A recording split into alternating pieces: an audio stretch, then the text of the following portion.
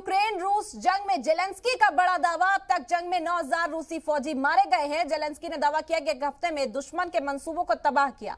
अपनी फौज के साथ घर जाओ पुतिन, दुश्मन का हौसला टूट रहा है।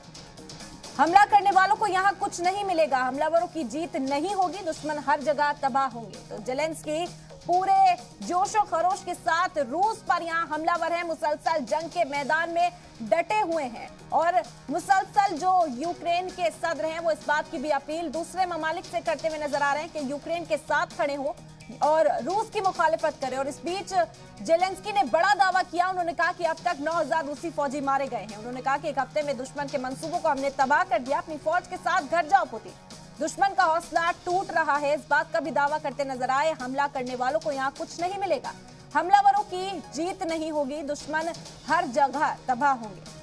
तो 8वें दिन, जंग का 8वां दिन है। मुसलसल जो बेबसी और तबाही की तस्वीरें हैं वो यूक्रेन से सामने आ रही है, लेकिन फिर भी यूक्रेन के हौसले पस्त होते नजर नहीं आ रहे हैं।